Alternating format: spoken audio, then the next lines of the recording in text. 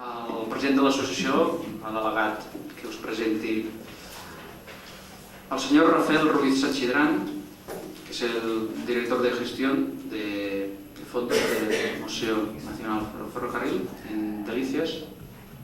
Nos hablará un poco de la gestión del museo del año 95, un poco veremos una serie de diapositivas sobre el material y también un vídeo, también veremos la problemática que existe en Delicias en torno al material. Entonces, adelante. Bueno, el estar aquí en la Asociación de Amigos del Ferrocarril de Barcelona. Mi procedencia es de Renfe, donde he trabajado 26 años antes de incorporarme el año pasado, a finales de febrero, primeros de marzo, al Museo del Ferrocarril de Madrid, dependiente de la Fundación de los Ferrocarriles Españoles. A lo largo de la conferencia o charla, o llamémosla como queramos, puesto que al estar entre amigos creo que puede haber un ambiente más cordial, menos serio, pues yo voy a ir introduciendo algunas opiniones también personales que responden a la visión del tiempo, del año y casi 2 meses ya que llevo allí. En cualquier caso, debo decir que en la gestión del Museo del Ferrocarril, de allí de Delicias, he recibido bastante ayuda de muchas personas y lo primero que quiero decir es gracias a las personas que nos han ayudado en Delicias. Una de ellas está aquí y es don Eugenio Cardona, y desde aquí, desde esta mesa, señor Cardona, mi agradecimiento en nombre del Museo de Delicias.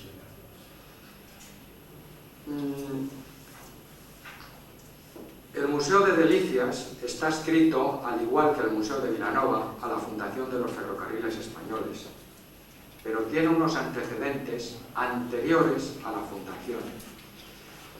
En 1964, y por una circular de Renfe, la 293, en aquellos momentos era director general don Carlos Roa, se encomendó a don Francisco Valls el que fuera recogiendo elementos y publicaciones que pudieran ir configurando un museo del ferrocarril.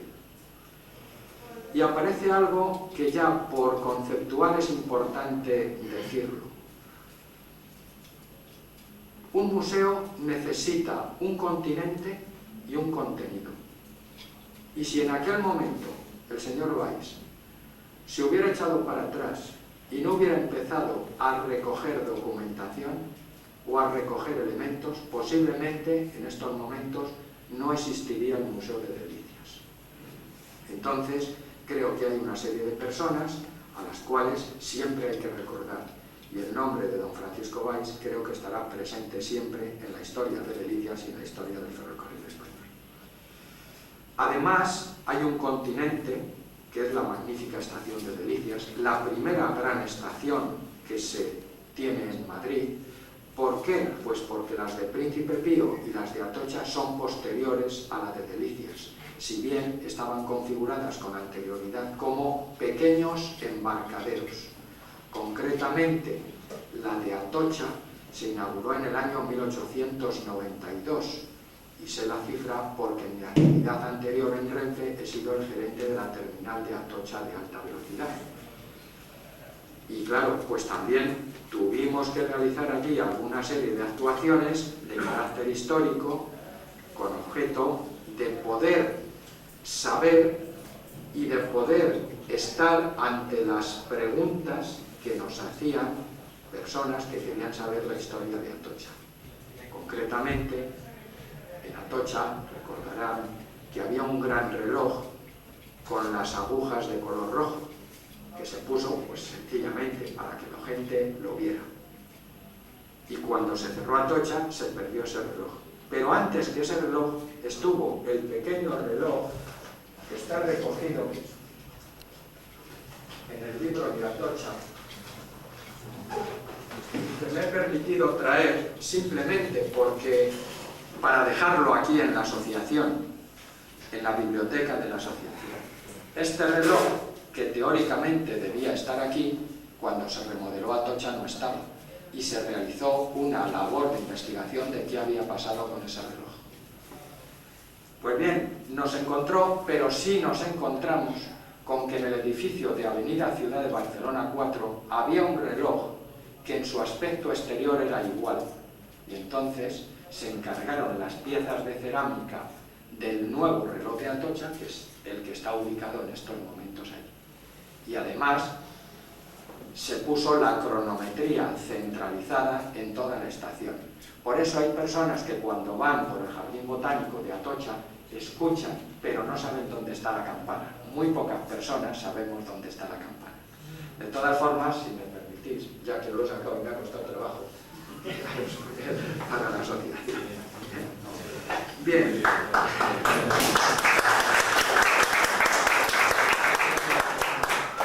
El hecho es que el museo empieza a nacer en el año 1964. Si bien hay unos antecedentes, ya cuando se conmemoró el centenario del ferrocarril, una gran parte de los fondos del museo proceden del centenario. Pero lo cierto es que, pese a que se habían hecho esfuerzos para realizar un museo, se había hablado, no se había hecho nada en concreto. En el año 1984 se establece o se constituye la Fundación de los Ferrocarriles Españoles, primero por Renfe, exclusivamente. Y al poco tiempo se adscribe FEBE y Renfe decide adscribir el Museo de Delicias a la Fundación. Anteriormente, el Museo de Delicias estaba adscrito a lo que se llama GIRE, Gabinete de Información y Relaciones Externas. Y mucho del trabajo que se hizo en aquellos momentos lo estamos disfrutando ahora. Posiblemente, si personas como Julio Álvarez Toro, que era el primer director, el director del Museo de Delicias, u otro que fue Ignacio Tello, y que pegaron un gran empujón al museo, pues ellos fueron los que nos permiten en estos momentos tener un museo como el de Delicias, que es un museo un tanto atípico, como veremos luego, dentro del conjunto de los museos de Madrid, pero un museo bastante interesante también, y muy valorado, no tanto como a mí me gustaría, pero muy valorado sobre todo por los padres, los abuelos, cuando van con sus chavales. El hecho es que el Museo de Delicias es anterior a la Fundación y es una razón fundamental de la existencia de la Fundación. ¿Qué hace la Fundación además de llevar el museo? Pues una serie de actividades, todas ellas de índole cultural, relacionadas con el ferrocarril, pero actividades también de futuro. Por ejemplo, todos los años realiza el Curso General de Transporte Terrestre. Realizan cursos de nuevas técnicas en el ferrocarril, cursos de frenado, cursos relativos a cómo se está desarrollando la alta velocidad en Europa y en Norteamérica y en Japón. Realiza la publicación de Vía Libre, gestiona la biblioteca, tiene una gran biblioteca, tiene un gran archivo y atiende peticiones de documentación que se hacen desde todas partes de España, con mayor o menor rigor, pero lo cierto es que se hace un gran esfuerzo por atenderlo. Y luego después llevamos lo que son los museos.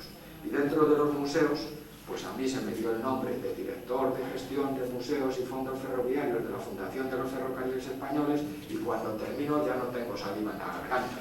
Entonces, prefiero simplemente ser el director del Museo del Ferrocarril o director de gestión de museos, y que es una cosa más sencilla.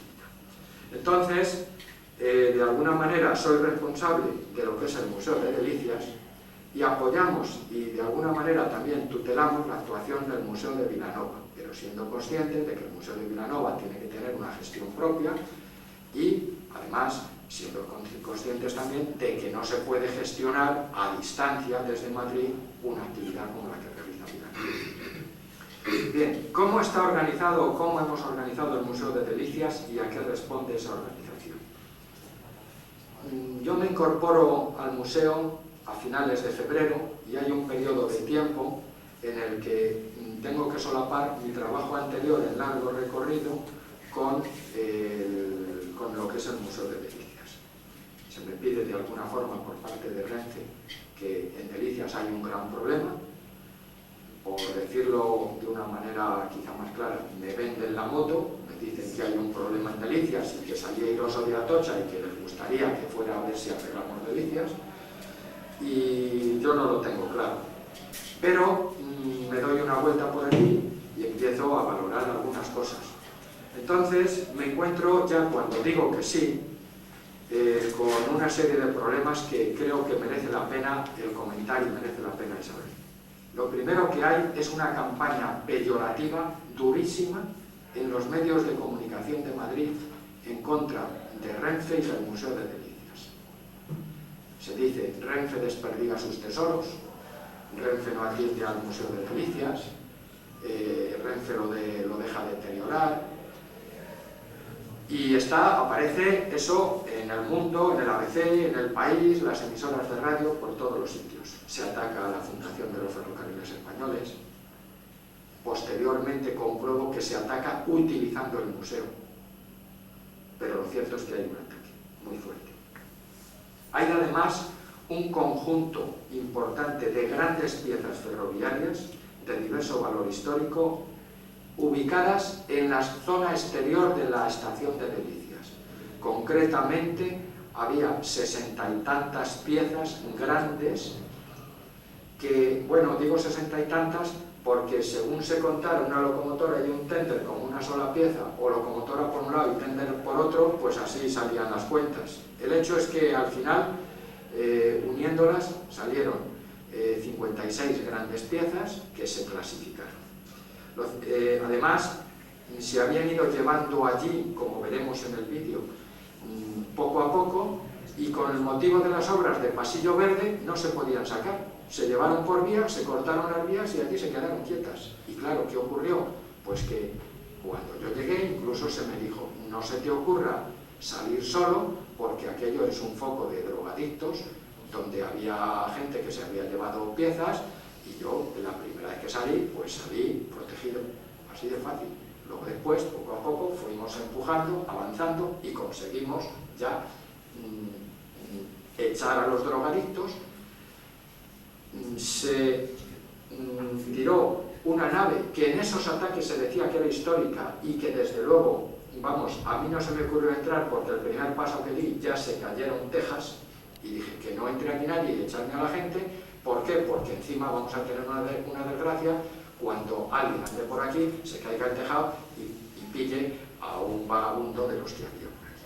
Bien, había una situación muy peculiar, muy curiosa, en lo que se refiere a las relaciones del museo con otras instituciones como las asociaciones de amigos de ferrocarril. Concretamente, es que no se hablaban. Es que, estando unos en una ala de Delicias y el museo en el otro, por allí prácticamente es que había muy poca comunicación. Claro, eso no era razonable, algo pasaba. Había una situación anímica del personal muy mala, o sea, estaban hundidos ante los ataques que había dado la prensa, no habían sabido reaccionar, sencillamente. Y en cambio se habían seguido desarrollando algunas actividades, el tren de Navidad, se había hecho alguna exposición de pintura relacionada con el ferrocarril también. Y me encontré también con que alguien había pensado un programa de actividades para el año 95 bastante bien desarrollado, pero que no tenían presupuesto para desarrollarlo.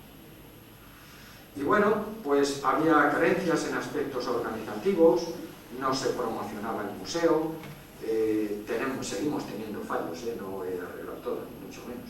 Pero, en una palabra, que la situación no era nada alentadora, pero vi que había posibilidades de hacer una gestión maja, bonita, bajo el aspecto cultural y bajo el aspecto empresarial también. Y entonces, pues, la verdad es que fue un reto, pues lo valoré pues como un reto, es decir, merece la pena hacer algo por la historia del ferrocarril. Al fin y al cabo, en los trabajos anteriores que había tenido en Renfe, yo he tenido la suerte de tener trabajos muy bonitos, en gran parte de mi vida ha sido relacionado con el mundo comercial, en el cual tenía que saber un poco de todo, profundizando poco, pero tenía que saber un poco de todo, porque tenía que saber estar y tenía que saber cuando se me hablaba de desvíos, que era un desvío, cuando se me hablaba de qué vagón era el más adecuado para transportar clinker, tenía que saber responder, tenía que saber de tarifas, y la verdad es que me siento satisfecho hasta el momento de mi vida profesional en el ferrocarril, porque he tenido trabajos bonitos, es la verdad, y este es un trabajo precioso del museo. Y si encima pues se encuentra uno con un pequeño reto y se le echa esa componente que yo creo que tienen que tener todos los trabajos, que es ilusión y un poco de corazón también, pues entonces merecía la pena. Y además me encontré en una de esas visitas pues con dos circunstancias que yo valoré mucho. Uno de los primeros días que aparecí por allí me encontré el museo lleno de chavales, un griterío enorme, y allí no los controlaba, vamos, nadie, ni los profesores, ni los guías voluntarios, ni nada, pero digo que era una alegría oírles. Y en consecuencia dije, hay que enseñar a estos chicos lo que hay. Y además me encontré con otra situación que la valoré mucho, que es el conjunto de guías voluntarios. Desde aquí, luego daré unos boletines que hemos traído también, quiero rendir un homenaje a los guías voluntarios que no solo están en el Museo de Delicias, sino en muchos otros museos, personas de la tercera edad que están transmitiendo su saber a toda la gente que va allí. El Museo de Delicias no funcionaría sin los guías voluntarios. Tengo en estos momentos 17 personas, guías voluntarios, que hay desde un jefe de maquinistas hasta un catedrático de historia.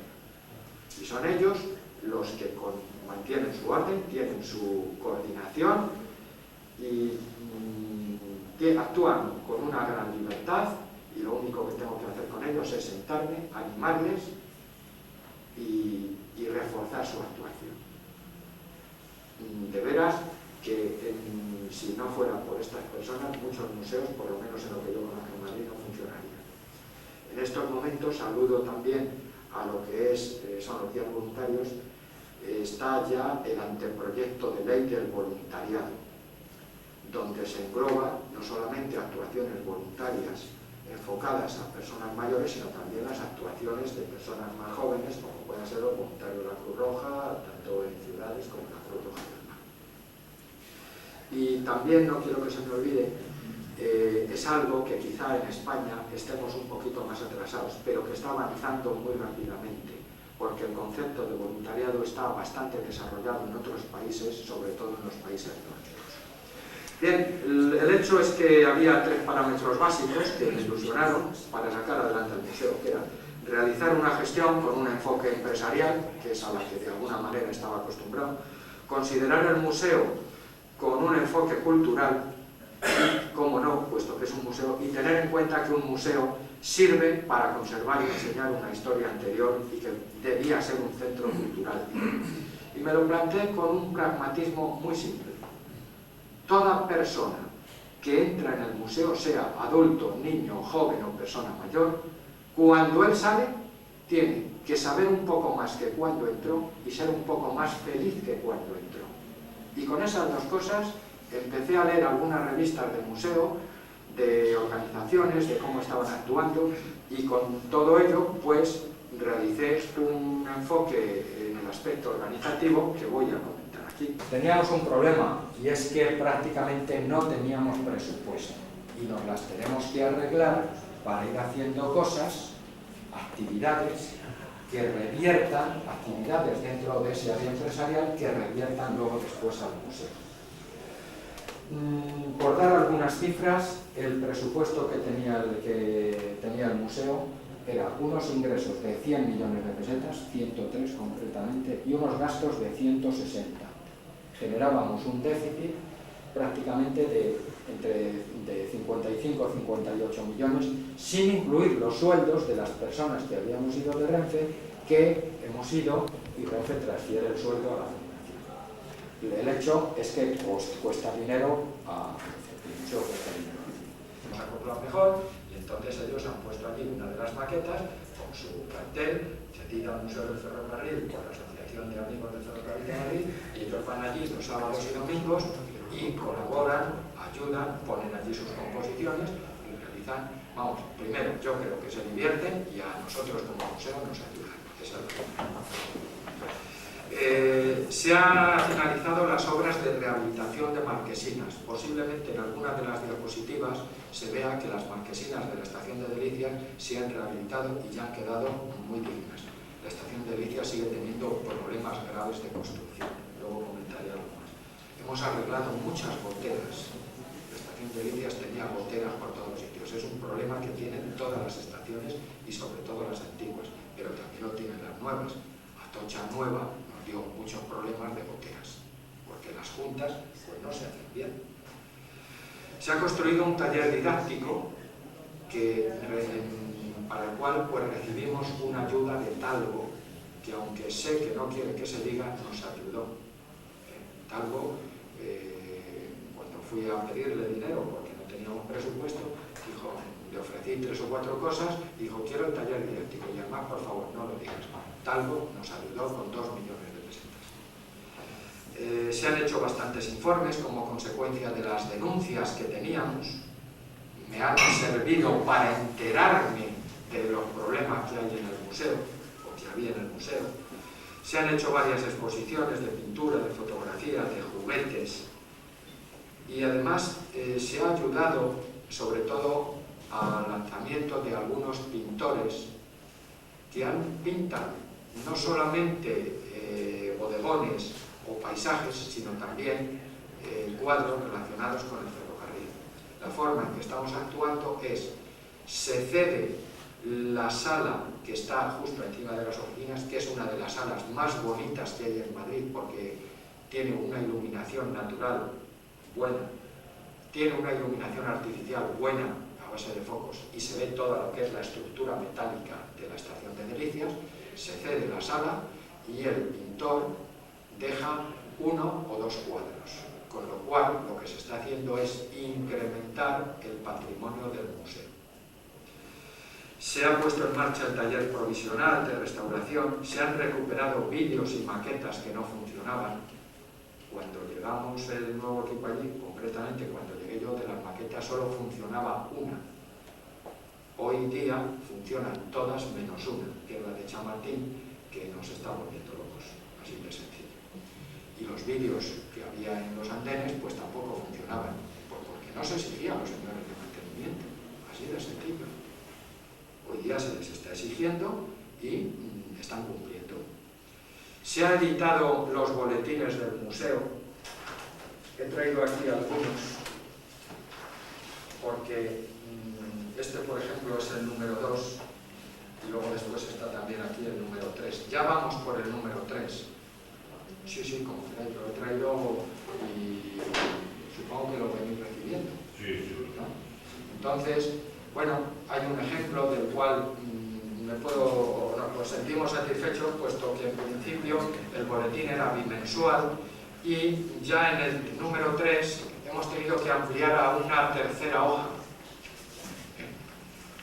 Aquí en el número 3 es un homenaje a los guías voluntarios y sobre todo se ha llevado la clasificación del material que estaba en la parte exterior de Delicias. En la parte exterior, luego después lo veremos en el vídeo, había de todo. De todas las piezas se han clasificado 14 de gran interés histórico, desde un vagón jaula hasta un vagón X de norte, hasta la montaña. Hay otras 28 piezas de menor interés histórico que de alguna manera algunas se han ido colocando en instituciones o en asociaciones de amigos de ferrocarril para su restauración, y ha habido otro conjunto de 14 piezas que se ha dicho por la comisión de expertos que ha ayudado al museo y que aún no ha terminado su labor. Estas no valen para nada, puedes prescindir de ellas. Bueno, se han desarrollado los ciclos de conferencias. En estos momentos estamos desarrollando el ciclo de primavera, que me parece que he visto que tenéis por ahí anunciado alguno. Y se han celebrado unas jornadas de puertas abiertas que han sido, creo, bastante bien valoradas por el público. Concretamente, realizamos una el 18 de mayo con motivo del Día Internacional de los Museos. El 18 de mayo de todos los años, es Día Internacional de los Museos y los museos abren sus puertas al público y realizan una serie de actividades, cada uno a su manera. Allí, el día 18 de mayo, se puso en marcha el tren con tracción vapor entre Atocha y Delicias, se realizó una serie de concursos para los escolares y luego después se dio una conferencia por parte de interviniendo Ángel Maestro y Fernando Fernández Sanz y se proyectó una película ferroviaria, no me acuerdo en estos momentos cuál es. Luego después se celebró otra jornada de puertas abiertas con motivo del 20 aniversario de la finalización de la tracción vapor. Se realizó un pequeño homenaje a los maquinistas que apagaron la última locomotora de vapor. Luego después también, el 28 de octubre, se conmemoró el 147 aniversario de la inauguración del tren en España. Digo en España porque el de La Habana a Guinness era España en aquellos momentos, pero es muy complicado explicarlo, que en aquellos momentos Cuba era de España y que el primero fue el de La Habana a Guinness, y entonces a partir de ese momento, como es complicado, ya decidimos que no, que el ferrocarril es el 28 de octubre del año 1848 con el Barcelona-Mataró. Ya está. El que quiera aprender más, pues se le explica. Se ha colaborado en la reparación de algunas máquinas de vapor, concretamente en la 2111, que está aquí en Barcelona. Se continuó la reparación del Amicado del Tren de la Fresa. Se ha colaborado también con la Asociación de Amigos de Zaragoza en la reparación de la Escatrón y de la Balbi, que tienen allí. Y se ha colaborado también, ahora veremos cómo, en la recuperación del Amicado que está recuperándose en León por parte de la Asociación de Amigos de Ferrocarril de León. La conclusión es que se han hecho bastantes cosas en el año 95.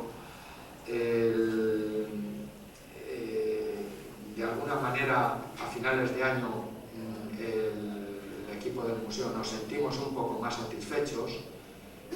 Cada vez nos hemos ido metiendo en más berenjenales, en más charcos, buscando dinero, sencillamente. Incluso rayando lo que ya puede dejar para algunas personas de ser un museo. Por ejemplo, mañana se inaugura en el Museo de Delicias el 6º Foro Internacional de Ciencias Ocultas y Espirituales. Burgo sin las brujas. Gente de mucho prestigio, gente que da programas en televisión, da conferencias, exponen otras facetas de la vida con las que se podrá estar o no de acuerdo, pero que están ahí y que hay que respetar. Y además, bueno, pues espero que nos llenen al museo por lo menos con 3.000 o 4.000 personas todos los días durante los cuales va a celebrarse este foro. Consecuencia, lo que en principio yo pensé y casi dije que no, cuando vi las posibilidades de público que había, porque era un desconocedor de esos temas, cuando me enteré un poco más cambié de opinión y en consecuencia mañana se inaugura y el museo será la sede de ese foro. De alguna manera, lo que empezó por allá por febrero o marzo para mí con ese concepto que muchas veces dicen los chavales de que era un marrón, no sé si se dice aquí en Barcelona, pero en Madrid se dice mucho, mis compañeros decían, vaya un marrón que te ha tocado, era oscuro, pues lo empezamos a ver más claro y bueno, ya seguimos, andamos, aunque todavía con muletas, pero estamos andando, es la verdad. Es lo que se llama también en el concepto europeo el ecomuseo, donde las familias pueden ir a disfrutar un día también. Y entonces tienen un proyecto muy bonito, bastante bien desarrollado, de tal manera que conservan patrimonio industrial del Puerto Llano y como esa locomotora trabajó en Puerto Llano, va a ir para allá. Concretamente la llamaban La Gorda. Y cuando vinieron, está allí todavía pendiente de llevarse otra pequeñita que es diésel, que la llamaban La Chica. La Gorda y La Chica. Tenían ese...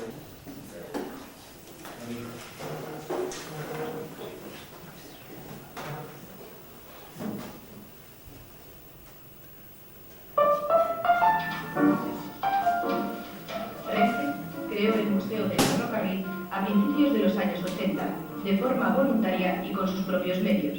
La empresa decide contribuir así a la conservación de los fondos inmateriales de valor histórico y difundir ante la opinión pública la aportación del ferrocarril al desarrollo económico, social y cultural de España. Se decidió entonces que en Madrid fuera la estación de Delicias la sede del museo, un edificio de alto valor histórico inaugurado en 1880 que cuenta con la máxima protección en el Plan General de Ordenación Urbana y que se cerró al tráfico ferroviario hace más de 20 años. Aquí se ubica desde 1984 una de las principales colecciones de material rodante de toda Europa. Más de 62.000 personas visitaron durante 1994 la antigua estación de Delicias, que se ha convertido en una referencia importante entre los museos de Madrid. Las más de 30 piezas de gran tamaño que se exhiben actualmente están en un magnífico estado de conservación y cubren adecuadamente las necesidades de formación del museo.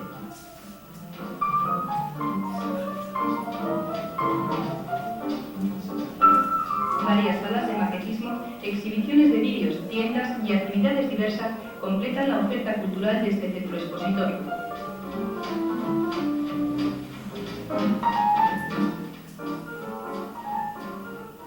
Ahí ya se ve parte del material. Y esa Sin es la embargo, zona de... en las proximidades del museo se acumularon desde hace décadas docenas de grandes piezas procedentes del material que iba causando baja en Renfe y otras empresas ferroviarias. Este proceso de acumulación se prolongó durante años, de forma que casi 400 piezas de gran tamaño se encuentran hoy entre los fondos a cargo de la Fundación de los Ferrocarriles, que se sitúan en diversos puntos de nuestro país. Pero la mayor parte del material se ha acumulado a lo largo de los años en las proximidades de Delicias, siendo muchas piezas de un dudoso valor histórico y de escasa importancia cultural. La última pieza que se recibió data de 1987. La desmesurada cantidad de piezas situadas a la intemperie y la amplia extensión de terreno que ocupan han hecho imposible durante años el adecuado mantenimiento y conservación. Los servicios de seguridad y las medidas adoptadas no han podido impedir la vandalización de este material, que ha sido dañado en algunos casos hasta extremos irreversibles. Grafitis, incendios y robos de metales se han cebado sobre este material, dañando la imagen del museo y de la propia Renfe. La situación de este depósito, que suma 68 grandes piezas de material rodante, se ha asociado con la gestión del museo y se ha deteriorado gravemente la proyección pública del resto de las actividades desarrolladas. Acabado el inventario de fondos materiales a cargo de la Fundación, esta está organizando una comisión de expertos para determinar cuáles de estas piezas tienen valor histórico y cuáles no. Formarán parte de este grupo representantes de la Fundación, de Renfe, del Ministerio de Cultura, periodistas especializados y el Ayuntamiento de Madrid. También se ha elaborado un proyecto para dar una solución al problema generado por este material. Por un lado, las máquinas más valiosas y significativas de la era del vapor, como la Montaña o la Bonita, serán reparadas in situ para que formen parte de la colección del Museo de Delicias. Se iniciarán negociaciones para la creación de una escuela-taller convenida con el INEM. Por otro lado, la Generalitat Valenciana ha solicitado que le sean cedidas otro grupo de piezas de vapor, como algunas Mikado o la Berraco, con el fin de integrarlas en el Museo de Ferrocarril en Valencia, que pronto será inaugurado. Para el resto del material, se ha previsto un traslado a un lugar seguro y protegido, alejado de su actual ubicación y del ámbito del museo. La mayoría de estas piezas no tienen ningún valor histórico y su estado de deterioro las convierte en irrecuperables. No obstante, se les aconseja su desguace en su actual emplazamiento, dada la sensibilidad creada entre la opinión pública sobre este material. Otras piezas, sin embargo, se guardarán hasta negociar una ulterior reparación y traslado definitivo. Se trata de una operación compleja desde un punto de vista técnico y costosa desde un punto de vista económico. El material no está situado en vías vivas, ya que quedó aislado durante la operación del Pasillo Verde, hace 5 años. Por ello, para todo movimiento fuera de su propia vía, será precisa la utilización de grandes grúas. Otro problema es el peso de buena parte del material, que haría precisa una actuación de acondicionamiento previo y la intensa colaboración de diferentes unidades de negocio de Renfe que aportarían medios técnicos y humanos para hacer posible la operación en un plazo breve de tiempo. De esta forma, quedarían despejados casi totalmente los amplios terrenos que circundan la estación de Delicias, colindantes con un parque público. Así, se mejoraría radicalmente el entorno urbano y la propia imagen del museo y de Renfe.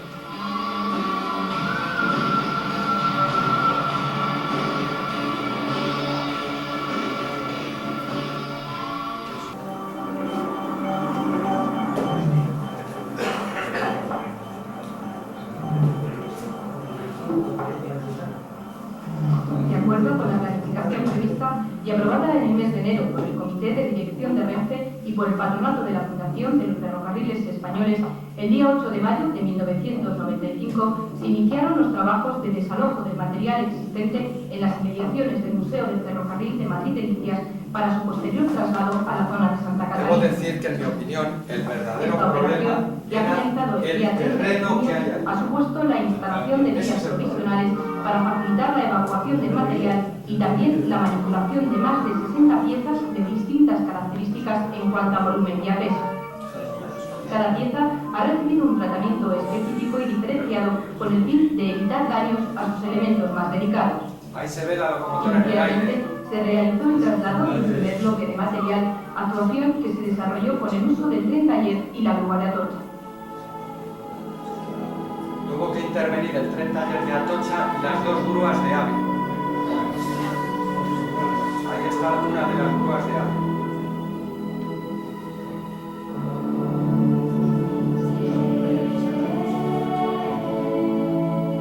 Ahí está, sujeta.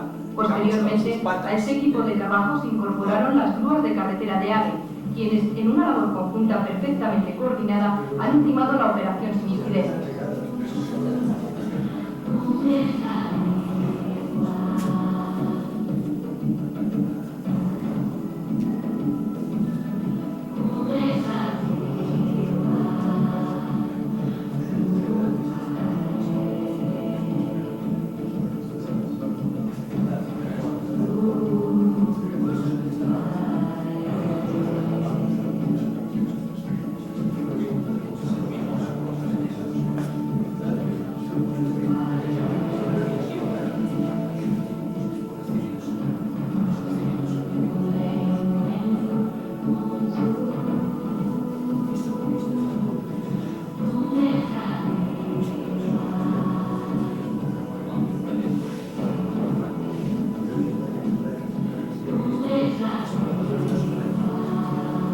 Ese es un automotor de Cercedilla Cotos, que luego la comisión no lo calificó como bueno, no tenía nada original. Estaba muy modificado ya.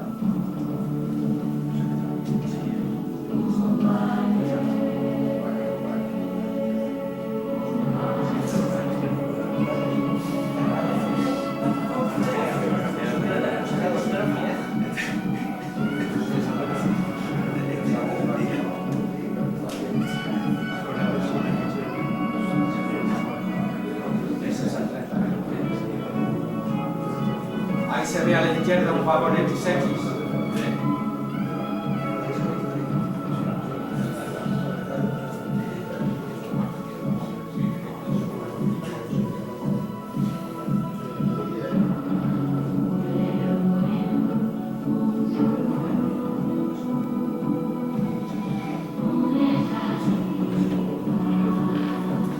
Hubo que tender esa vía provisional para poder enlazar con la vía por donde van a circular, ahora ya está electrificada, los trenes de mercancías en sentido sur-norte o norte-sur, que van a utilizar parte del pasillo Se ha verde. trasladado a Santa Catalina, donde ha quedado depositado y protegido con diversos sistemas de seguridad.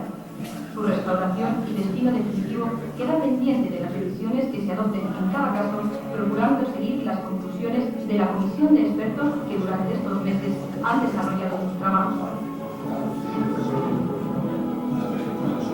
Eso es Santa Catalina.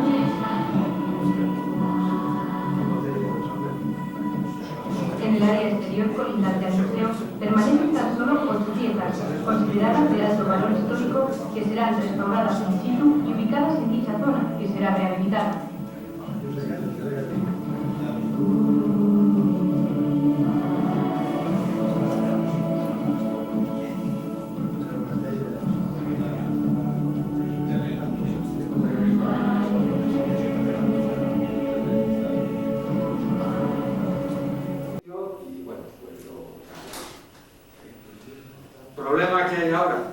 que esa zona de ampliación está en obras, no nos hemos metido a restaurar nada hasta que no termine la obra, porque sería absurdo, pero luego después tendremos que empezar. De una manera así, puedo decir que el valor medio de cada restauración puede oscilar del orden de 4 o 5 millones de pesetas, con lo cual si hay 17, pues entre el chorreado de arena, el lijar, la pintura, es muy posible que, vamos, que hasta dentro de 10 o 12 años no esté restaurado. Se han puesto a punto algunas locomotoras, seguiremos poniendo a punto algunas si encontramos financiación, pero aquí aparece otro problema adicional, y es que son locomotoras antiguas que cuando no le sale una cosa le sale otra, es decir, es una especie de pozo sin fondo. Este año creíamos que habíamos hecho una actuación fuerte en la picada del tren de la Fresa y el domingo pasado se fueron 8 tubos de pequeño diámetro. Y bueno, en estos momentos tengo cierta angustia porque no sé si el sábado va a poder salir con vapor el tren de la Fresa. Se han puesto en marcha trenes de Navidad, algunos trenes charter, se ha continuado con la restauración de pequeñas piezas, se han hecho algunas exposiciones con objeto tanto de que el museo sirva de foco cultural como de atraer más visitantes. Concretamente, en estos momentos hay una de acuarelas, se ha hecho la exposición de grabado, el grabado en el ferrocarril en el siglo XIX, una exposición con fondos del museo muy bonita, donde hay desde grabados relacionados con estaciones, con puentes, con accidentes, incluso hay uno que es un atentado de los carlistas, creo recordar que es en el año 1878.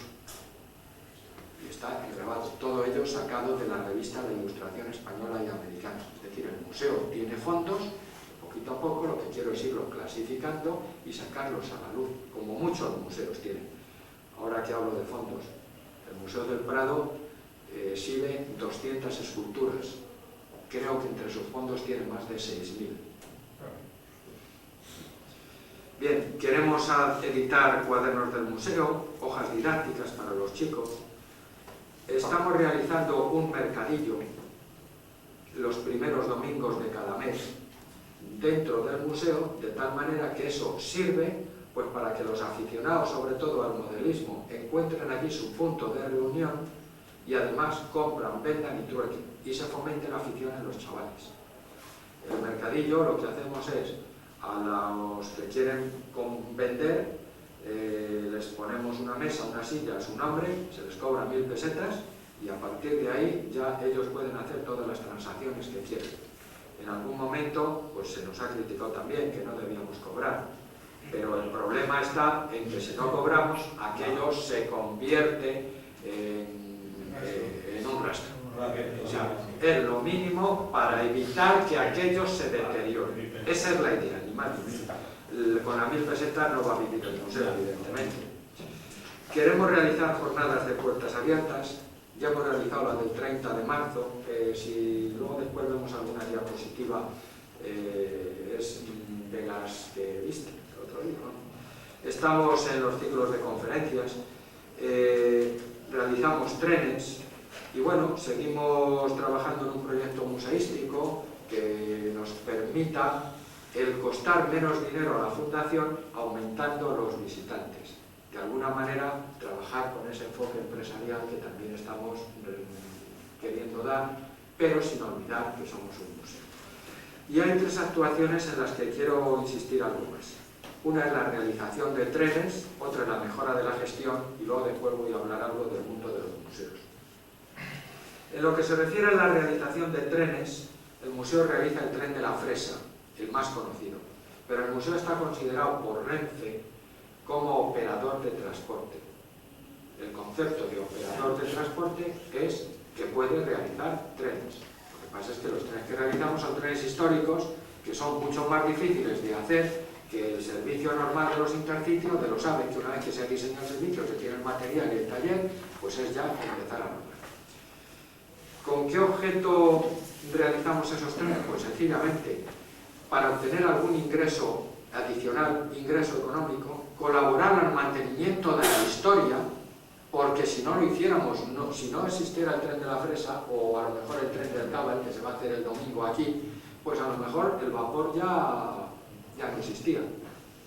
Y luego colaborar también, si se puede, al desarrollo turístico de una región donde quieran realizar esos trenes, ofreciendo un tipo de viaje distinto a los viajeros, distinto del que hacen normalmente. Yo recomiendo a los maquinistas del tren de la Fresa que vayan aún más despacio de lo que va la máquina, con objeto de que la gente disfrute más. Y en este aspecto de hacer trenes, creo que las asociaciones de amigos de ferrocarril pueden decir y aportar mucho. Y hay varios casos claros, habrá alguno más, pero todavía no los conozco suficientemente, como por ejemplo es el de la Asociación de Amigos de Ferrocarril de Madrid, que tiene una unidad eléctrica cedida por el museo. La 435-005 es una suiza que, mediante un acuerdo de cesión, ellos la tienen, se alberga, se cobija en el regimiento de Cuatro Vientos, que le ha dado cobijo hasta que las especulaciones inmobiliarias terminen, y en esos momentos pues volveremos a tener el problema de dónde la ponemos. El hecho es que ellos han recuperado muelles y la han limpiado, la han puesto en funcionamiento y ya han hecho 2 o 3 viajes. El día 2 de mayo, que conmemoran el 50 aniversario, y me parece que celebran también allí un congreso, pues van a realizar un viaje con ella. Otra actuación importante es la de la Asociación de Amigos de Ferrocarril de León, donde están restaurando, la tienen ya casi a punto, un Mikado que se cedió en su momento. Allí el amigo Buenaventura Durruti, jefe de depósito de Renfe, que se jubiló el 2 de enero de este año, y le eché una bronca por jubilarse porque me ayudaba mucho, le dije que no le daba permiso, pues ya ha empujado mucho y ya tiene una locomotora Mikado prácticamente terminada. Tienen además una locomotora 7700 y un tractorcito de maniobras. Y estamos ahora en una especie de negociación, que claro, pues ganarán, de cederle unos coches para que puedan hacer un tren turístico por Castilla y León, similar al tren de la Fresa. Otra asociación que está trabajando inicialmente es la Asociación de Amigos de Ferrocarril de Venta de Barcos. Aquí en el vídeo se ha dicho que parte de ese material iría al Museo de Valencia, concretamente la Berraco. Pues no, eso era la idea. ¿Por qué? Pues porque para que se haga un museo hace falta un empuje político, hace falta que los políticos tomen esa decisión y que vean la idea clara. Y en Valencia han dado que si sí, que si no, que si el otro lado, que si tal. En consecuencia, como la Asociación de Venta de Baños dijo, nosotros nos comprometemos a poner en funcionamiento en un plazo de 3 años. Y a continuación decidí, la verdad, 40 años. Y la diésel de 4 Y la diésel también. Y entonces, el otro día me llamaron diciendo que les habían concedido ya la escuela taller, pues para Venta de Baños, núcleo ferroviario importante, será un orgullo el tener dentro de 10 o 15 años o cuando puedan ese pequeño museo y tener también un tren vivo. ¿Se lo vas a salvar en funcionamiento? Sí. Y bueno, ahí puedo decir incluso que yo he estado con el vicepresidente de la asociación en la Diputación de Valencia, porque de alguna manera ellos han pedido ayuda, y claro, a la Diputación de Valencia, la Diputación de Valencia lo que quería es que alguien les avalara, y me tocó a mí avalarles un poco. Sí, señor, estos señores, en mi opinión, son serios, y con una pequeña ayuda en un plazo de tiempo lo podrán hacer, porque hay diputaciones que también ayudan en ese sentido. Otra asociación que también trabaja, creo bien, es la Asociación de Amigos de Ferrocarril de Bilbao, a los cuales, por cierto, les han quemado algo de material. Y la Asociación de Amigos de Ferrocarril de Zaragoza, que, bueno, pues también tienen mucho material y que en más de una ocasión le he dicho a su presidente, no lo podéis tener así, porque si no lo que tenemos es de otra situación como la de Delicias, y es obligación nuestra. Claro. Entonces, es una actuación de la situación. Francia y como también Claro, pero ahí sí que hay un convenio con la Diputación General de Aragón, en el sentido de que quieren hacer un museo. Claro, ahora hay que acometer también el problema que hay en Zaragoza y se tendrán que definir respecto si lo quieren hacer o no lo quieren hacer. Pero como muchas veces son prioridades políticas, así de claro, pues entonces existe esa indefinición. Y de alguna manera al Museo de Delicias o a mí como responsable también me tienen cogido porque no puedo decidir fácilmente el que se prescinda de ese material, porque es mi obligación también el conservar. Pero hay que conservar lo que merece la pena conservar, no conservar a ultranza. Bien, entonces son asociaciones que tienen material cedido. Perdón. Te has dejado la asociación de amigos, la más grande, de amigos del ferrocarril de la cuenca minera de Río Tinto, de Huelva. Sí, tienes razón. Lo que pasa es que aún que no están restaurando una locomotora de vapor ahora. Y sé que están trabajando muy bien, también son los de Nerva, ¿no? Sí, es que yo soy de allí. Pues tienes toda la razón. Y hasta ahora lo digo con pena porque no me ha dado tiempo ahí. Pues tenías que ir. Pues iré en las vacaciones, porque hablo con ellos por teléfono, sé que están trabajando muy bien también, están con ese concepto también de museo minero del ferrocarril. Escuela, taller.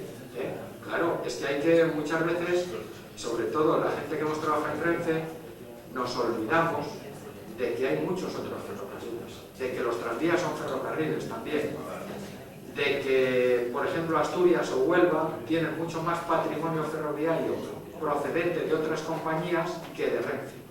Es un defecto que todavía no he podido eliminar. Realmente, es que el ferrocarril minero de Río Tinto fue de vía estrecha el que más material tuvo de toda España. Muchas veces pues se está trabajando allí en el museo también pues a base de algunos maquinistas de Renfe voluntarios que aparte de pasar sus buenos ratos pues nos ayudan. Se me ha olvidado también antes una asociación que está trabajando muy bien en Madrid, que es el Centro de Iniciativas Ferroviarias de Vapor Madrid, el CIFUN, que en más de una ocasión les he dicho con cariño, qué pena no tenerlos más cerca, porque están trabajando en el ferrocarril del Tajuña. Es un ferrocarril que en su momento compró o llegó a un acuerdo para la explotación la empresa cementera Portland Valderribas y que lo puso en explotación para bajar, como las fábricas de Valderribas están metidas ya en Madrid y había bastante contaminación y además tenía poco rendimiento energético, establecieron una fábrica nueva en una zona que se llama El Alto, yendo hacia Chinchón. Y entonces allí fabrican clinker que lo bajan hacia Vicálvaro, donde allí lo muelen, porque claro, tienen el gran mercado en Madrid. Entonces compraron una parte de ese ferrocarril, o explotan una parte de ese ferrocarril. Y el otro que estaba sin utilizar, lo están rehabilitando los amigos del CIFUN. Y están trabajando muy bien. Tienen una maquinita que adquirieron en un puerto, que es la Arganda. Como esta mesa, no es más grande que esta mesa, y con ella, bueno, juegan, hacen cabalgata el Día de Reyes, pasean, y nada, vamos, es su joya, es una verdadera joya. La han llevado un día de puertas abiertas allá al museo, porque en la misma vía donde está la Confederación están los dos anchos, el ancho Renfe y el ancho métrico, y entonces también puede circular por allí, y allí pues ha sido vamos, ver la Confederación y ver la Arganda al lado era un contraste precioso. Y por último, pues no quiero dejar de señalar que estamos metidos en el mundo de los museos. Y en ese mundo, que es muy curioso también, pues poco a poco vamos aprendiendo cosas del museo. Yo no soy un experto en museos, voy aprendiendo cosas, como todo en la vida. Si se estudia y tiene uno ganas, pues se van aprendiendo cosas, si no, pues nada. El mundo de los museos tiene sus peculiaridades también. El Museo del Ferrocarril es un museo atípico dentro del mundo de los museos.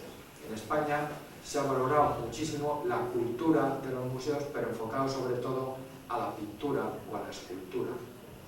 Claro, siempre hemos valorado por educación mucho más un museo como pueda ser el Museo Sorolla, o el Museo de Arte Abstracto, o el Museo del Prado, que lo que son los museos propios relativos con la ciencia, con la tecnología o con el ferrocarril.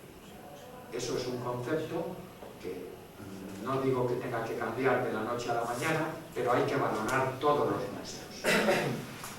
Hay museos curiosos que les pasa lo mismo que a nosotros. Por ejemplo, está el Museo Postal. Hablo de lo que más conozco de Madrid, el Museo Postal. Hablo del Museo del Ejército, del Museo de Marina o del Museo del Aire, que tiene el mismo problema que nosotros, que para conservar aviones necesita un espacio enorme. Claro. El Museo Naval. Claro, pues todos esos son museos, digamos, un poco atípicos, pero que forman parte de lo que es la cultura de un país. El Museo de Bomberos, el Museo de la Casa de la Moneda, el Museo de Carruajes. Entonces, aunque seamos museos atípicos, somos un museo y hay que saber estar dentro de ese mundo. El mundo de los museos, sobre todo de los museos que dependen de organismos oficiales, es un mundo en general dominado por los conservadores de museos, que yo, en lo poquito que voy participando, les hago una crítica, que es que trabajan para dentro. No son capaces de exponer lo que tienen. Allí en Madrid tenemos de vecino al Museo de la Ciencia, dependiente del Ministerio de Cultura. Tienen colecciones preciosas, pero no son capaces de abrir. Y en consecuencia, si lo tienen guardado, están haciendo una gran labor, pero incompleta. Tienen que exponerlo al público. Y para eso necesitan voluntad política y dinero. Entonces, por dar algunos datos, en Madrid capital hay 45 museos abiertos. En Barcelona capital, según mis cuentas, hay 28. Hay menos.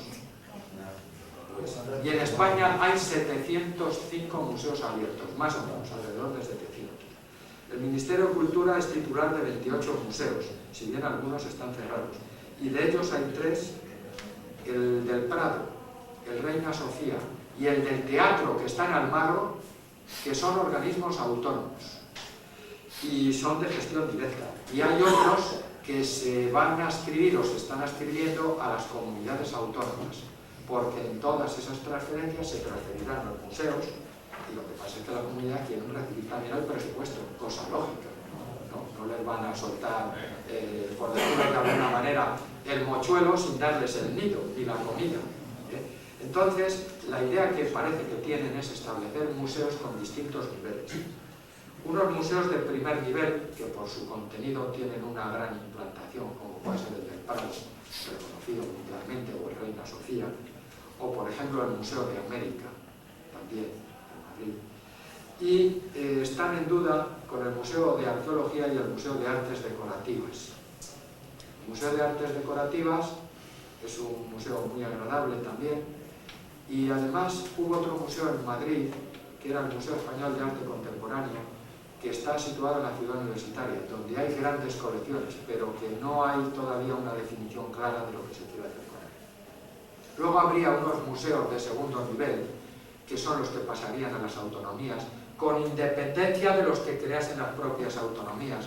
Por ejemplo, aquí en Cataluña, la impresión que tenemos desde Madrid, sobre todo en Barcelona, es que se está trabajando con un gran empuje en el mundo de los museos.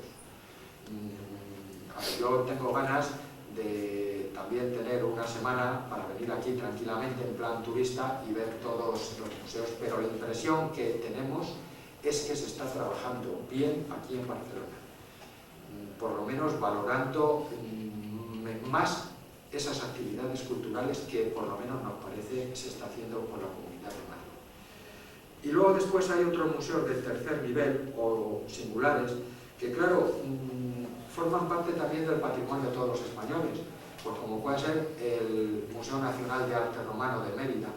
Es el sitio donde más arte romano hay. Parece lógico también que ese museo no sea solo de la comunidad extremeña, sino de toda España, aunque esté allí en Mérida.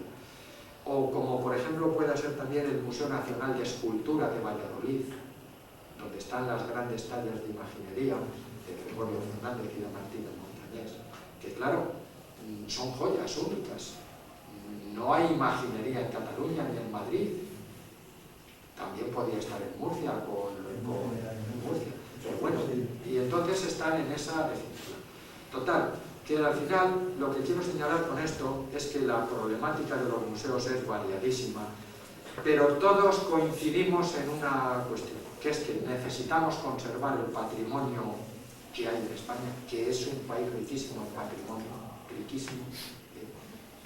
Yo he estado en Noruega y allí me han enseñado con un gran cariño una caseta de peón caminero, pero con un cariño enorme, con una veneración enorme. Y claro, ante esas cosas hay que descubrirse. Noruega es un país muy extenso, con poca población, pero cómo valoran las cosas que tienen y cómo las cuidan. Otra necesidad es la de cazar al visitante. Cuando digo cazar, conseguir que vengan. Porque si no conseguimos que vengan, pues entonces apaga y vámonos. Y luego después coincidimos también en el poco presupuesto, en la necesidad de patrocinio, la necesidad de mecenazgo, la necesidad de financiación. Y bueno, y nosotros tenemos la obligación de gestionar lo que tenemos bien.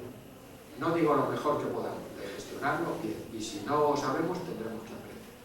Entonces, por dar algunos datos, también quiero señalar que el Prado, por ejemplo, va a mantener sus cifras de visitantes al mismo nivel en el año 94, 95, 96. Por eso realiza esas exposiciones también para explorar aspectos culturales desconocidos, pero también para cazar más visitantes.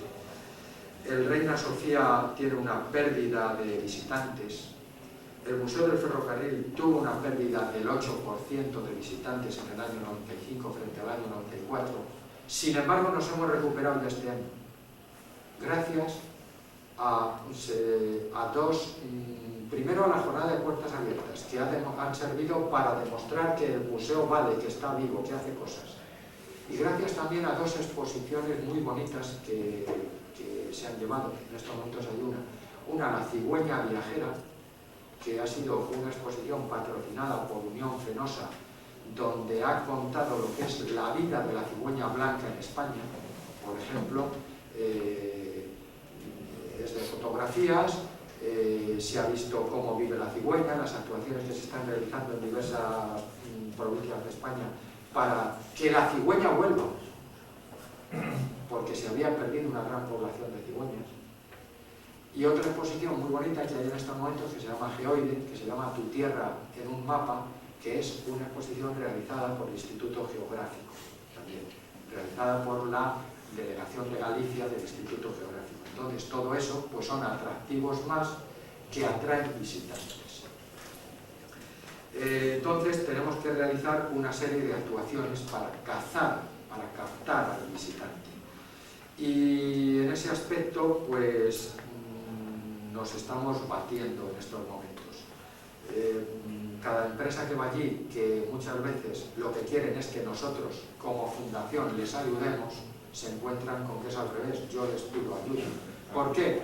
Pues porque la Fundación de los Ferrocarriles Españoles es una fundación pobre en recursos económicos, rica en patrimonio, porque la sede está en el Palacio de Santa Isabel, situado cerca del Colegio Médico de Madrid, que es un palacio del siglo pasado, pero que cuesta un riñón conservar. Cada vez que llueve es un problema, y entonces pues lo que estamos buscando es ese patrocinio o ese mecenazgo. Y en España hay fundaciones ricas, por ejemplo la Caixa es una fundación rica que además está ayudando muchísimo, sobre todo aquí en Cataluña. Caja Madrid o el Bilbao Vizcaya, los grandes bancos, que para eso nos sacan las pesetas a nosotros. Y claro, muchas veces yo cuando discuto con ellos, pues me frasco. Y por ahí hay que. En las aportaciones de patrocinio, de mecenazgo o de donaciones. Una de las cosas que queremos hacer en estos momentos también es la exposición del juguete en el ferrocarril. Y ya como final, pues debo decir que me he quedado impresionado también por la gran cantidad de modelos que hay en esta asociación. Tienen verdaderas joyas, muy bonitas, y por mi parte he terminado.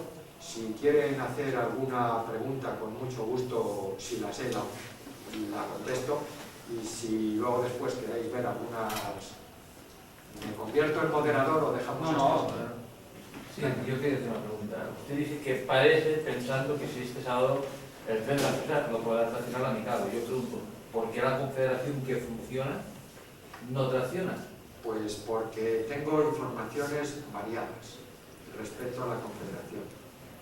Primero, según Salvador Barrios, tenía un problema en un eje y me ha dicho que tenga cuidado, que podría circular, pero que tenga cuidado. Entonces, si solo tengo una confederación...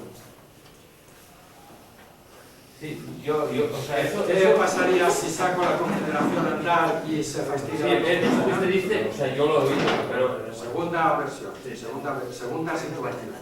La confederación es una máquina muy fuerte, muy pesada, y hay que tener en cuenta que el tren de la Fresa circula por líneas por donde circulan trenes de cercanías y trenes talgo, y no podemos deteriorar la vía. Es decir, el museo puede actuar como operador de transporte, pero cuidado, en condiciones. Lo que no puedo hacer es fastidiar los tráficos de cercanías. Entonces, esa es otra cuestión.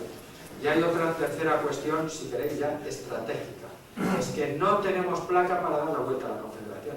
Porque la placa de Aranjuez, no, ya no solo es que no quepa, es que además no funciona. ¿Por qué? Pues porque todos los elementos eléctricos los han robado. Así de fácil. Y entonces el tren de la Fresa tiene que ir al Godor a dar la vuelta. Cuesta 400.000 pesetas arreglar el mecanismo para que la placa de Aranjuez funcione. Pero como ya lo arreglamos el año pasado y nos la han vuelto a robar, pues claro, ya he dicho que no. Miren, señores, tendrá críticas, pero no. O sea, va al Godor. Y claro, ¿qué pasa? Pues que tenemos que gastar más en fuel. ¿Por qué? Pues sencillamente, pues porque está fuera de Aranjuez, no hay vigilancia. Bueno, hemos pintado unos 5.000. Antes de que salieran de Fuencarral ya han tenido pintadas de grafiti. Vamos. Una vergüenza. Sí, o sea, yo, hoy es jueves, bueno, pues el martes estuve en Santa Catalina y en Cerro Negro, vine a punto de tirar la toalla. Pero a punto de tirar la toalla porque el TER 597-010, que está escrito al museo y que con él quería ponerle a disposición de las asociaciones que quisieran ir, y a mí una asociación, nos lo había pedido la asociación Manchega para su, me parece que era el 5º aniversario. Y entonces, sí, lo tenéis. ¿Cuánto? Pues, 100.000 pesetas y pones tú al maquinista y ya está. Y haces lo que quieras con él. Como si quieres llevar a tus amigos el ferrocarril de Madrid. Y entonces, cuando fuimos allí, resulta que habían entrado unos vándalos, por no llamarlos de otra manera, y nos habían vaciado los extintores. Entonces me cabreé mucho con el taller. Pero claro, tampoco puede... ¿Es el que estaba en Fuencarral? No, el TER estaba en Cerro Negro. Pero yo vi uno en Fuencarral el otro día y aquel también está apedreado. Sí. No, el TRS posiblemente se vaya a Valladolid, porque una de las cosas que estamos buscando también es el sitio donde ubicarlo. Por eso digo que las asociaciones deben pensar en el sitio donde lo ubiquen y donde puedan, lo pongo entre comillas, jugar y hacer viajes con él. Y otra recomendación que también hago a las asociaciones es que involucren a personas de Renfe, porque con el nuevo modelo de organización de Renfe, y tengo muchas peleas con mis antiguos compañeros, pues me dicen, es que me estás estorbando, es que tal, es que lo de más allá. No, algunas asociaciones que tienen dentro de la asociación personal de Renfe, claro, lo ven con otros ojos distintos. Sí, pero tampoco me extraña que el paso de Racho Fuencarral es muy grande.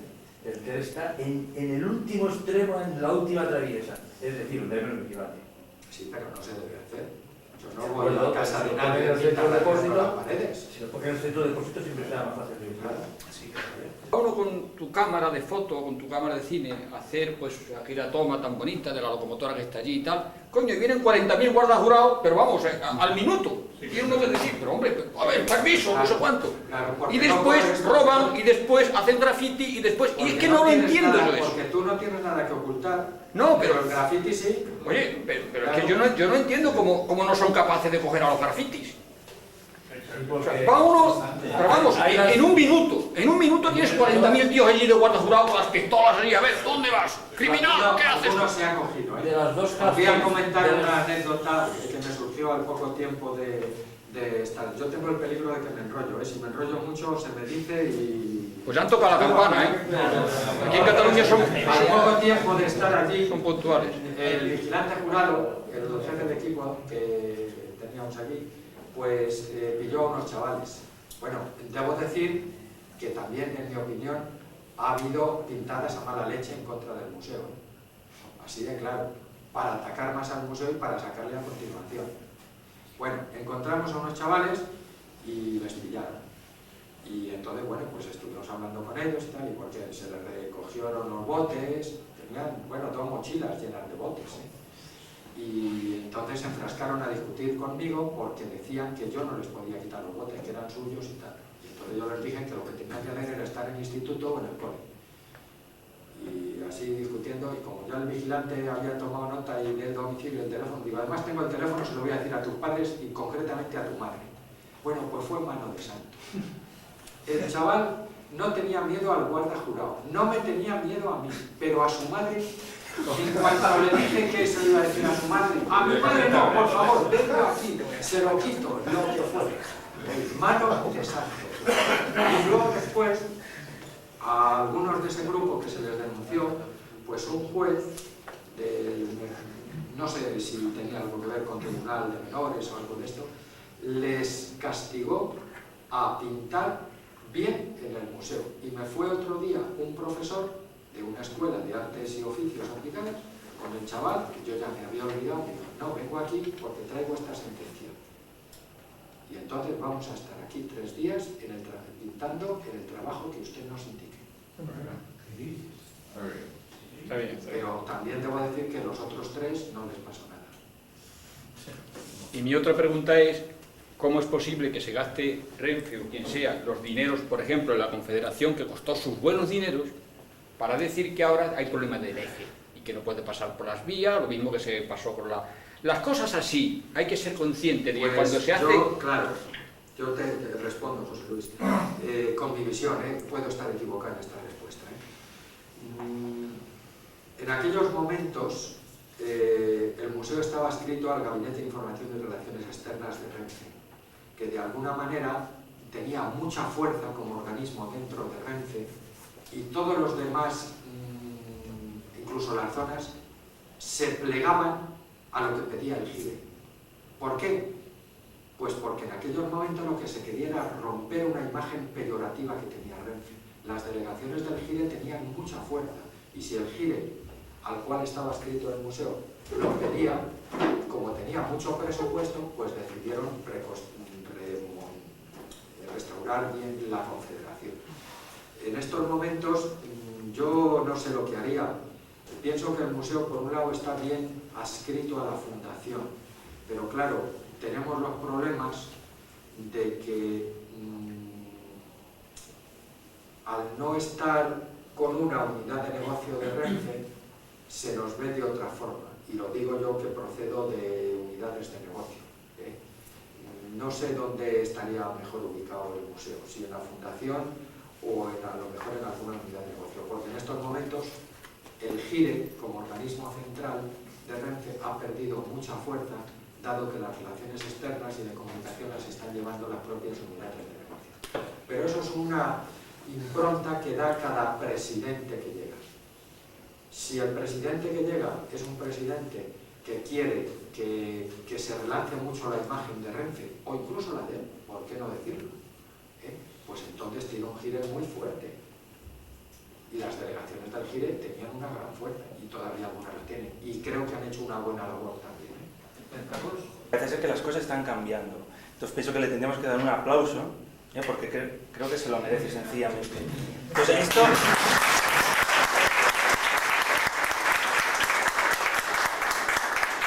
Aquí es un poco de crítica, pero crítica constructiva. Entonces el tema está, la fundación, o sea, yo ya voy más allá del museo, que se están haciendo cosas y muy bien, que no son las suficientes, de acuerdo, pero es que bueno, los recursos son limitados y es lo de siempre. Entonces el tema es el siguiente: ¿cómo es posible que, bueno, en el segundo semestre del año pasado el Consejo de Ministros toma la decisión de coger y bueno, autorizar ya el levante de líneas ferroviarias? Yo me pregunto, ¿cómo desde la Fundación, al menos públicamente, no se ha salido en contra de esta medida en el mero hecho, bueno, de preservar líneas, al menos el trazado, y no convertir esto en lo que se está convirtiendo, que es un paraíso de rutas verdes, en el cual cada número de Vía Libre tenemos unos artículos que son muy buenos, hay que decirlo, a mí me gustan, me los leo. Pero bueno, pienso que este país no puede convertirse en un país de rutas verdes, que está muy bien, me parece una forma de turismo genial, pero pienso que las líneas de ferrocarril cerradas, teniendo en cuenta asociaciones, el material que está por ahí, pienso que la Fundación ahí tiene algo que decir. Renfe, pues difícilmente puede hacer cosas contrarias a lo que acuerde el Consejo de Ministros. Claro. Yo puedo tener unas opiniones muy claras, como creo que las he dicho aquí, pero llega un momento que mi capacidad de gestión también está limitada. Y a la vez que digo eso, me tocó participar en el cierre de la línea Valladolid-Ariza y la de la Ruta de la Plata, Palazuelo-Astorga. En aquellos momentos, pues era la primera zona, cuando había 7 zonas. Luego después se unieron la primera y la segunda en Madrid, pero todavía no se unieron. Y a mí me dolió el cierre, pero bajo un aspecto técnico-económico no había más remedio. Valladolid-Ariza no se había hecho ninguna renovación, yo creo que desde que se creó la línea. No había zonas donde no había ni balasto. Y en lo que se refiere al tráfico de viajeros, he visto automotores con el maquinista y el interventor y yo. Así de claro. Y entonces era un despilfarro total. Sí, pero Heredado de mucho y tal. Entonces lo que se hizo fue conseguir defenderla para el tráfico de mercancías. Pero la verdad es que hay líneas que por la propia evolución sociológica y del volumen de población que hay allí es que creo que no tienen sentido. Hay tráficos que son de autocar o hasta de microbús. Y entonces, en la nueva concepción que hay en Renfe como empresa de servicios de transporte auspiciada desde el Ministerio, Renfe no tiene la obligación de conservar, tiene la obligación de servir. Por eso, bueno, y de mantener las líneas por las que circula. Por eso, las nuevas líneas todas las construye el Ministerio. Entonces, Renfe es una empresa pública, instrumento del Ministerio de Transportes. Y desde la Fundación, ¿qué van a decir de la Fundación? ¿Vamos a ir en contra de Renfe? No, las asociaciones no, porque no va a ir mal. No puedes hacerlo. No puedes hacerlo. bueno, porque antes de caer la boca, al fin y al cabo estás viviendo del dinero de ellos. Claro. Son los fees. Mira, el dinero, la Fundación, sí, creo que lo he dicho antes, la hace Renfe en el año 1985 y ascribe a ella pues lo que es el museo, el Palacio de Santa Isabel y no sé qué ascribiría más. Y crea, la dota de fondo fundacional. Luego al poco tiempo se ascribe FEBE. Creo recordar que Renfe en los libros dio del orden de 60 y tantos millones de pesetas y FEBE 7 millones y medio. Y desde entonces, hasta finales del año pasado, no se han ido ascribiendo empresas constructoras, ni los metros, ni los otros ferrocarriles. En estos momentos ya están adscritos, pero con una situación también curiosa, porque claro, por ejemplo, los ferrocarriles vascos que forman parte de la Fundación, lógicamente,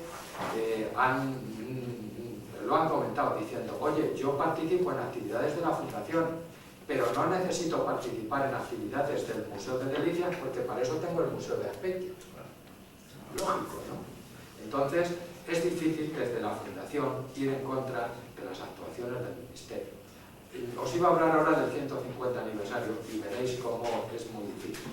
Ya solo un apunte a esto que, esto que nos comentaba el auditorio sobre el despilfarro, en el sentido de que, bueno, un automotor en una línea, pues, muy poca población, pero no es también despilfarro el de Renfe, en meter un automotor de 3 coches, con 5 motores, consumiendo una barbaridad, en línea... Estás hablando de los camellos, sí, exactamente. Totalmente de acuerdo. O sea, no es un despilfarro, o sea, no es una cosa que se genera la propia Renfe, habiendo tecnología actualmente, hoy en día y años atrás. En mi opinión fue un error importante. ¿Por qué? Pues porque los trenes regionales necesitan trenes del orden de 100-120 plazas, como eran los TER, y enchufables, o del tamaño de los ferrobuses, no con 220 y tantas plazas para luego después. O sea, el problema del transporte de viajeros en Renfe, y supongo, bueno, en todos los sitios, en este país son las puntas. Es decir, no nos podemos dimensionar para las puntas, y en las puntas se pasan mal. Entonces,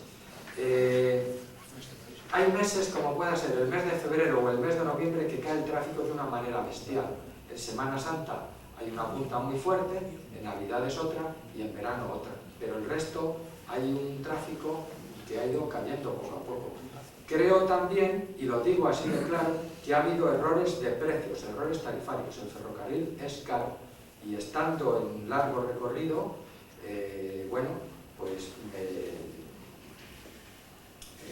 pues reimplantamos en el corto tiempo en que estuve allí los monocities a Zaragoza y el Zaragoza a Barcelona, y me cuidé muy mucho de decir, señores, somos caros. El ferrocarril necesita, en mi opinión, 4 parámetros para que funcione correctamente: calidad, frecuencia, tiempo de viaje y precio.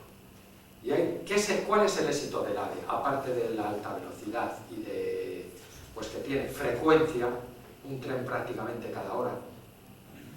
Precio, porque como se quiso que fuera competitivo y que tuviera éxito, pues se pusieron después de la Expo unos precios muy buenos. Calidad y un tiempo de viaje. Con esas 4 cosas, y claro, enlazar poblaciones importantes. Ferrocarril en el campo de viajeros va bien para cercanías y va bien para enlazar poblaciones importantes. El resto en nuestro país tiene poco futuro. Galicia, la relación Madrid-Galicia, que yo la conocía muy bien, donde Renfe era preponderante en el verano, había que desdoblar el expreso de Vigo, el de Pontevedra, el de La Coruña, el de Ferrol, había que poner trenes adicionales a los talgos, había que reutilizar trenes para absorber esas puntas, poníamos en juego todo el material que teníamos. ¿Y ahora qué es lo que pasa? Pues que ha ido aumentando la autovía, se ha mejorado mucho el acceso al puerto de Manzanal y al puerto de Piedrafita. ¿Piedrafita es? Sí, Manzanal y Piedrafita. Y hoy día el tiempo de viaje entre La Coruña y Madrid ha mejorado muchísimo. Entonces, ¿qué ha pasado? Pues que había una empresa de autocares que sale al lado de la estación del norte de Madrid, de Príncipe Pío, con unos autocares muy buenos, incluso de 2 pisos, con su azafata, su azafato, su zumo de naranja, etcétera, y su precio competitivo. Y claro, el tráfico va a ir cayendo. Y en cambio, Madrid-Alicante pues ha mejorado mucho.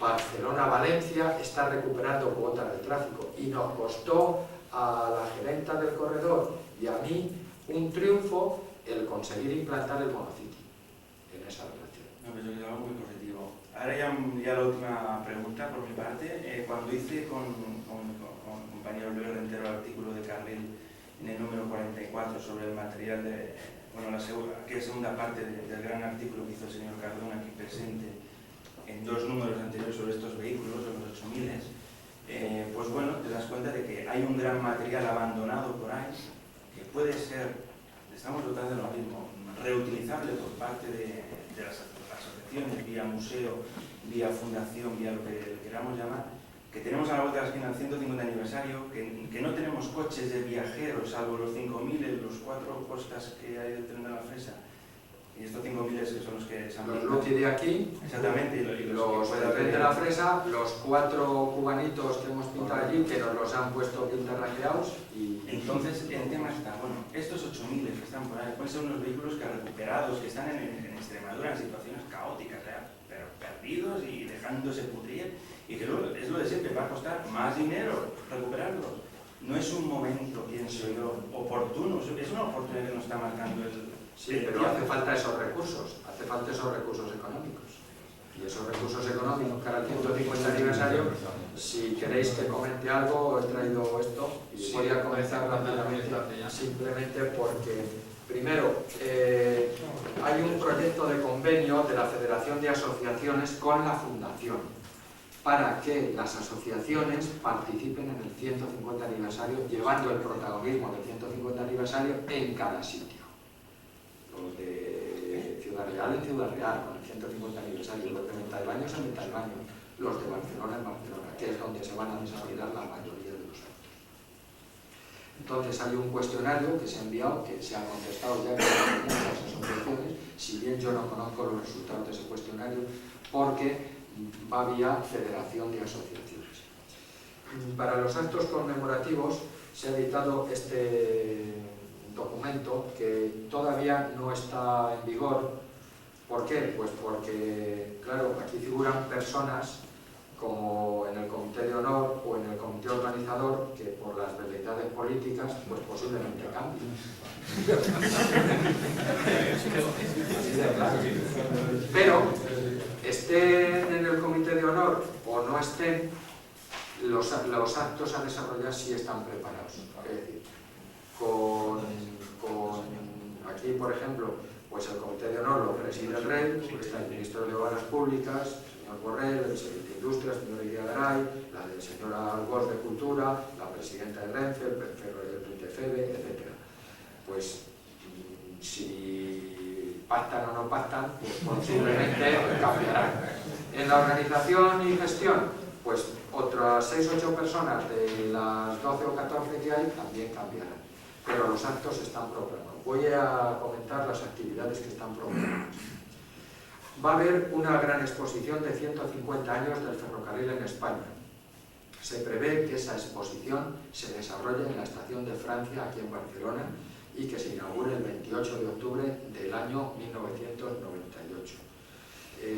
Posteriormente, un extracto de esa exposición será itinerante por España. Ese proyecto, pues prácticamente ya se ha encargado y ya se está trabajando en él. Se va a hacer un libro, Historia de los ferrocarriles españoles. Bueno, el proyecto de la exposición se ha encargado a la Universidad de Granada. El libro Historia de los ferrocarriles españoles, la redacción ha sido encargada a los historiadores, a don Francisco Comino, a don Pablo Martín Aceña. Se va a hacer el Congreso Internacional sobre Historia del Ferrocarril, coordinado por un equipo que tengo el nombre, pero no le conozco, este señor, don Javier Vidal Olivares. No le conozco, no. Se van a tratar, pues, economía, sociedad, iniciativa privada, impacto regional, aspectos económicos, cultura, patrimonio, evolución tecnológica, la experiencia iberoamericana, la privatización y la nacionalización. Luego después hay un proyecto de multimedia tren con un libro, que será el libro del tren, un concurso escolar, y se van a incorporar las nuevas tecnologías informáticas a esta exposición, con los famosos CD-ROM que están ahora tan en boga. Se hace también otro libro y otra exposición sobre innovación y desarrollo tecnológico. Se editará el libro a finales del 97 y luego se hace un seminario en la Universidad Internacional Benítez Pelayo, Encuentros Europeos, el ferrocarril en la encrucijada del cambio. El ferrocarril está hoy viviendo momentos muy difíciles en todos los países.